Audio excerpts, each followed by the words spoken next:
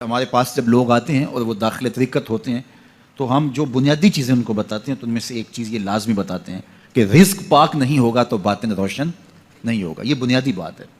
اگر رزق پاک نہیں ہے تو میرے حضور نے ارشاد فرمایا کہ ایک بندہ سفر کر کے کعبۃ اللہ کے صحن میں پہنچتا ہے اور کعبے کے پردوں کو تھام رہا ہے, وہ یمد یدیہ, اور لمبے لمبے ہاتھ کر کے کہتا ہے اے اللہ, لیکن اس کا کھانا حرام ہے, اس کا پینا حرام ہے, اس کا لباس حرام ہے, وہ غذیہ بالحرام, اس کو غذا حرام سے دی گئی ہے.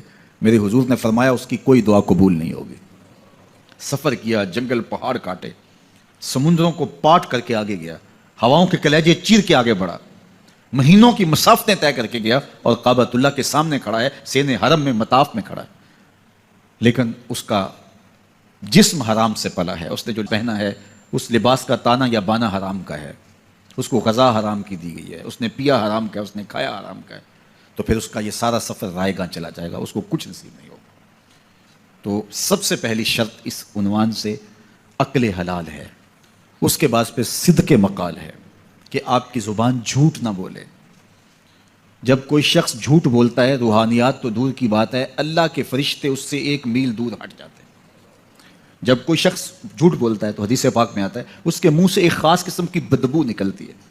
اس بدبو کو ہم نہیں سونگھ پاتے لیکن فرشتے سونگھ لیتے ہیں, چونکہ فرشتے انتہائی حساس مخلوق ہے اور وہ جھوٹ کی وجہ سے نکلنے والی بدبو کو سونگھتے ہیں. اللہ نے حضرت امام اعظم امام ابو حنیفہ رضی اللہ تعالیٰ عنہ کو یہ بصیرت عطا کی تھی اور یہ باطنی نظر بخشی تھی کہ جب کوئی شخص وضو کرتا تھا تو اس کے وضو کے پانی سے پہچان لیتے تھے کہ یہ کس گناہ کا مجرم ہے.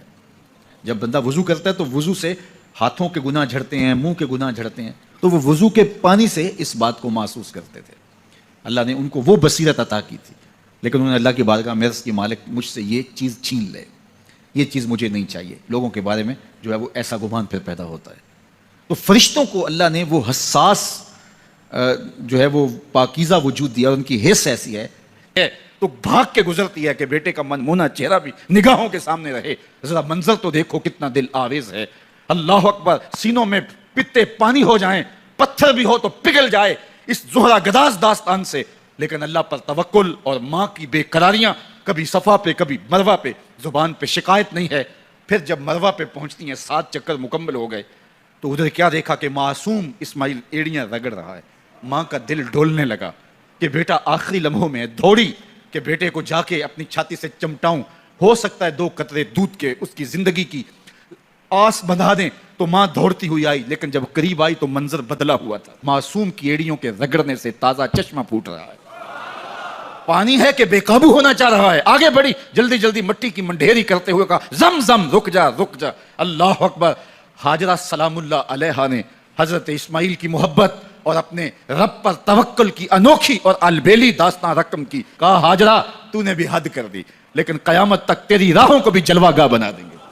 یہاں نبی بھی دوڑیں گے, ولی بھی دوڑیں گے, غوث بھی دوڑیں گے, کتب اور ابدال بھی دوڑیں گے, شہنشاہ بھی دوڑیں گے, کج کلا بھی دوڑیں گے. یہ دوڑنا ہم عبادت بنا دیں گے. حتیٰ کہ امام الانبیاء بھی ان راہوں کی سائی کرتے رہے. عجیب رنگ, عجیب منظر اور عجیب کیف کا عالم.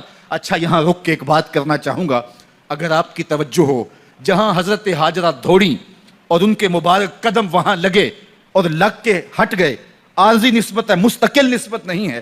جہاں ان کے قدم لگ کے ہٹ گئے وہ جگہ تو جلوہ گاہ بن گئی, اور جہاں حضور خود جلوہ فرما ہیں وہ گنبد خضرا جلوہ گاہ کیوں نہیں ہو سکتا ہے.